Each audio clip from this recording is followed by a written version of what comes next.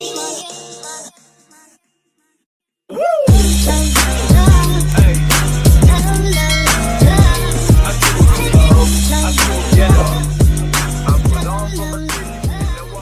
guys! May bagong news naman akong i-share sa inyo na pwede pagkitaan kahit nasa bahay ka lang. Ito ang Skydrip. So guys, papakita ko sa inyo kung paano kumita o mag-withdraw sa Skydrip. Pupunta muna tayo sa ating profile kung saan makikita yung earnings natin. At sa pag-withdraw, meron na akong $0.17 o USD.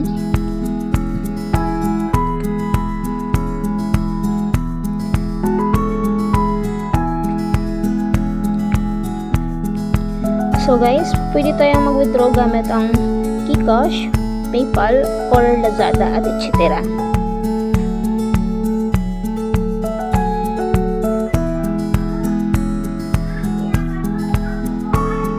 So guys, papakita ko sa inyo yung mga proof na naka-withdraw dito, yung iba.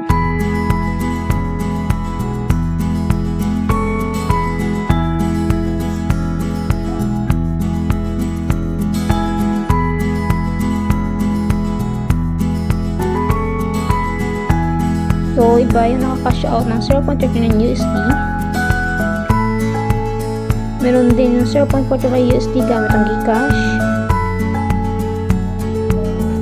O, meron din 2.96 USD din parang malaki yung na-withdraw niya.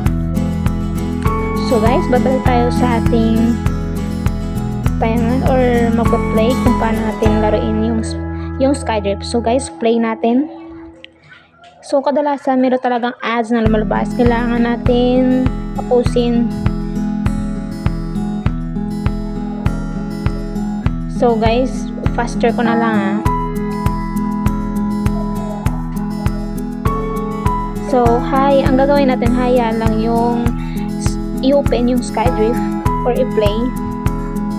Kahit may trabaho ka o nakatulog ka, basta yung cellphone mo, open mo lang.